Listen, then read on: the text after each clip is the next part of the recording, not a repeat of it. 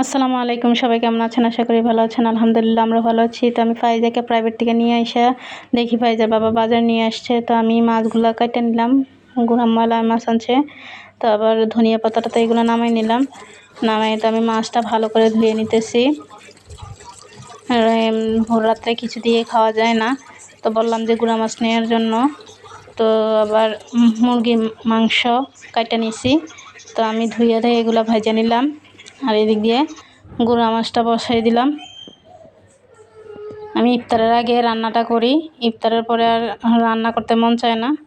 তো আমি আবার বিরিয়ানি পাকাবো, এই জন্য আমি মুরগির মাংসটা বসাই দিলাম মশলা দিয়ে। আর এদিকে চাল নিলাম, চালটা ধুইয়া নেব। তো আমি চালটা ধুইয়া বিরিয়ানিটা পাকানোর জন্য বসাই দিলাম, কষাইতেছি চালটা। তো আবার এদিকে দেখি যে গুঁড়া মাছটা হয়ে গেছে। আমি এখন ধনিয়া পাতা দিয়ে তুলে নেব। আর মুরগির মাংস ভেজে রাখছিলাম রান্না করার জন্য, তো এদিক দিয়ে আলুও কেটে নিলাম। তো আবার দেখি যে বিরিয়ানিটা পাকানো হয়ে গেছে।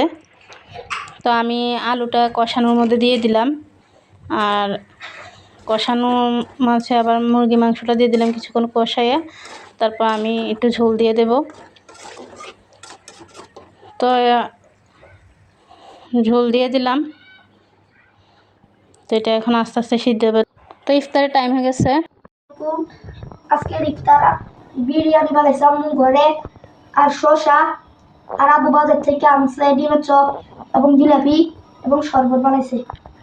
সবাই ভালো থাকবেন, সুস্থ থাকবেন, আমাদের জন্য দোয়া করবেন, আমাদের ইউটিউব চ্যানেলের পাশে থাকবেন। আসসালামু আলাইকুম।